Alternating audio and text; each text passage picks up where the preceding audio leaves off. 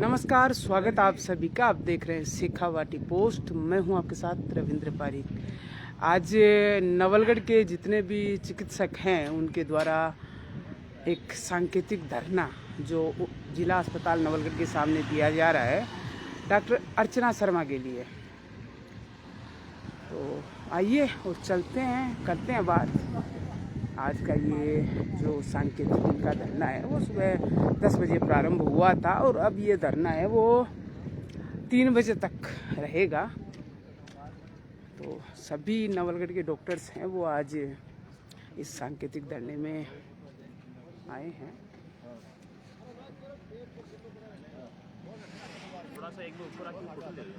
बिल्कुल साल गया ऊपर साल।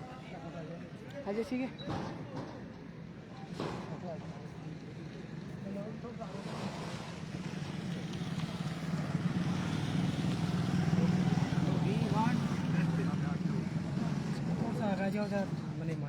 हाँ, पहले जस्टिस ले लो, पछे में बाइक ले ले। सर,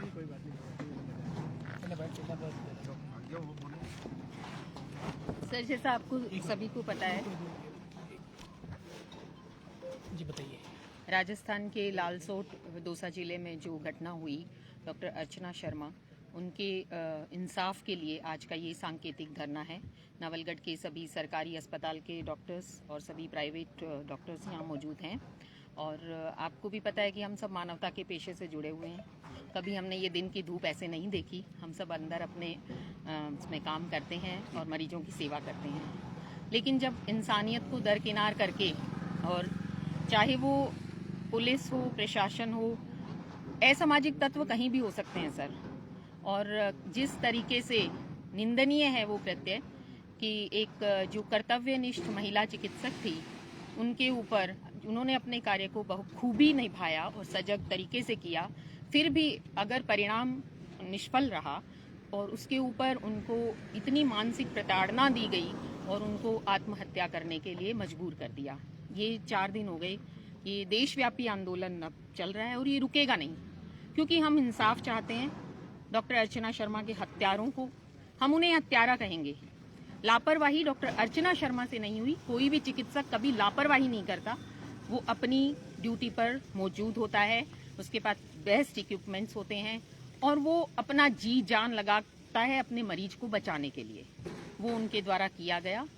फिर भी लाश को ले जाने के बाद कुछ स्थानीय छुटभइये नेताओं द्वारा, जो असामाजिक तत्व हैं, सामाजिक कंटक जिन्हें कहेंगे, जो पूरे समाज को, पूरे देश को खींचकर पीछे ले जाते हैं। और यही कारण है कि हमारे देश की अनेक प्रतिभाएं, चाहे वो चिकित्सक हों, चाहे वो इंजीनियर हों, आज के समय इस हिंदुस्तान में रुकना नहीं चाहती। वो यूएस जाते हैं, वो कनाडा जाते हैं, वो विदेशों में अपनी सेवाएं देते हैं, क्योंकि भारत का चिकित्सक रोज रोता है, आए दिन वो झेलता है जो डॉक्टर अर्चना शर्मा झेल नहीं पाई। और उस पर समाज के ये आते हैं कि उन्होंने क्यों सुसाइड किया। संवेदनाएं रखिए सर आप चिकित्सकों के साथ। संवेदनाएं मरीज की होती हैं, संवेदनाएं समाज की होती हैं। और मैं ये नहीं कहती ये चिकित्सकों के साथ होता है सर, ये पूरे समाज की लड़ाई होनी चाहिए। और इंसाफ सिर्फ अर्चना शर्मा के हत्यारों को नहीं मिलना चाहिए, जो रात दिन चिकित्सकों के प्रति दुर्व्यवहार होता है। हालांकि राजस्थान चिकित्सा परिचर्या कानून 2008 बन चुका है। आए दिन अस्पतालों में घुसकर हिंसा करना, तोड़फोड़ करना, उनकी प्रॉपर्टी को डैमेज करना, उसके लिए कानून बनाया जा चुका है। जेकब मैथ्यू वर्सेस पंजाब कानून बन चुका था कि किसी भी चिकित्सक पर जब तक मेडिकल बोर्ड अनुशंसा नहीं कर ले, उसको तय नहीं कर दे कि हाँ लापरवाही हुई, मेडिकल बोर्ड बैठता है सर, तरीके से उसकी अनुपालना होती है और उसके बाद अगर जरूरत होती है तो पुलिस प्रशासन तय करके 302 का मुकदमा लगाते हैं। ऐसे आनन फानन में किन्हीं असामाजिक तत्वों द्वारा पुलिस पर, प्रशासन पर दबाव बनाया गया और 302 हत्या का मुकदमा लगा दिया। और फिर ये पूछते हैं कि एक कर्तव्यनिष्ठ 42 वर्ष की अनुभवी चिकित्सिका जो किसी मेडिकल कॉलेज में एसोसिएट प्रोफेसर के पद पर रही और अपने गांव में, निजी क्षेत्र में, जहां हमारी सरकारें कहती हैं कि हमारे हिंदुस्तान में गांवों में, रिमोट एरिया में चिकित्सा सुविधा उपलब्ध नहीं है, क्या आप सोचते हो कि हम में से किसी के बच्चे जाएंगे और गाँव में अपनी सेवाएं देंगे? आज वाले इस प्रकरण के बाद उसी सब की लड़ाई है सर हमारी। और ये हमारा सांकेतिक धरना यहाँ का नहीं है, ये पूरे राजस्थान का है। ये सिर्फ प्राइवेट एसोसिएशंस नहीं, सरकारी अस्पताल, हम भी जानते हैं आप सब हमें मानवता की दुहाई देंगे सर, मानवता को आपसे ज्यादा हम जानते हैं। लेकिन मानवता के जो प्रहरी हैं उनको जितनी जल्दी, उनका हमसे ज्यादा कर्तव्य है कि हमारी संवेदनाओं को समझें, पूरे प्रकरण को समझें। और जिन लोगों ने किसी एक ऐसी चिकित्सिका पर इतनी मानसिक प्रताड़ना की कि वो आत्महत्या करने पर मजबूर हो जाए, सर ऐसे ही नहीं कदम उठा सकता। जिस इंसान ने लाखों जिंदगियां बचाई हैं वो अपनी जिंदगी एक क्षण में दे दे, आप सोचो कितनी मानसिक प्रताड़ना सही होगी। उनके खिलाफ 306A के अंतर्गत आत्महत्या के लिए उकसाने का मुकदमा हो, तुरंत उनकी गिरफ्तारी हो। और जो एक ये शवों पर राजनीति की प्रथा जो हमने छोटे कस्बों में, आपने भी देखी है, इसी नवलगढ़ में देखी है,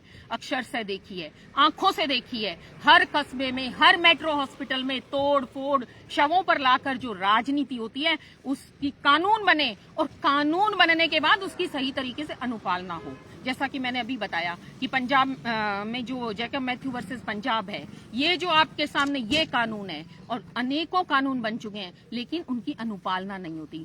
क्यों? क्योंकि मेरे भारत में भ्रष्ट तंत्र व्याप्त है, उसका जाल फैला हुआ है।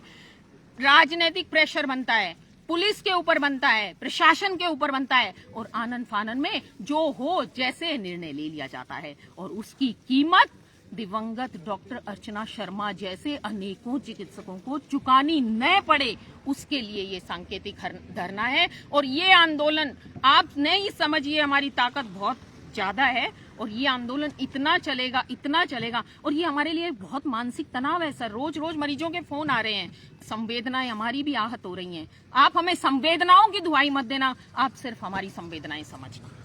मैडम, स्थानीय विधायक जी के भी आने की संभावनाएं बताई जा रही है, क्या सर उनको आना चाहिए था।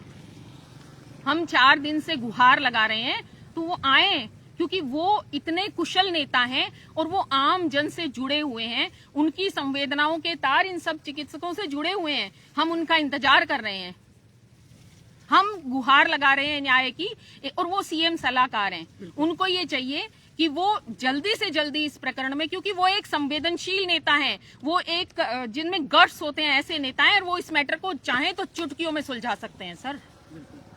मैडम, नॉर्मल पेशेंट के लिए कुछ वैकल्पिक व्यवस्थाएं आप द्वारा की गई है क्या?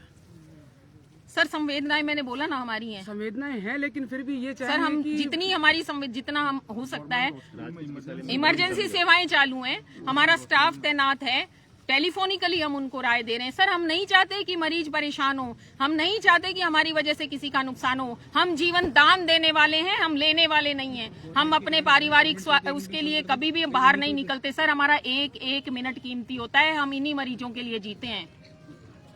धन्यवाद। गवर्नमेंट की तरह गवर्नमेंट चाहे तो 1 मिनट में उनका धारा 306 लगाए और अभी धरना खत्म हो जाए। बिल्कुल सही, गवर्नमेंट को चाहिए कि उनका 306 लगाए और 306 लगा के भी 1 मिनट में धरना खत्म हो सब जगह का। हमारे साथ केवल एक ही तो है गवर्नमेंट की कि वो जितनी जल्दी खत्म करे, इसके लिए भी गवर्नमेंट उत्तरदायी है, जो इतना लंबा चल रहा है। सर बताइए ये तो गवर्नमेंट की लापरवाही है। आज के इस धरने के बारे में। 4 दिन पहले जो हमारी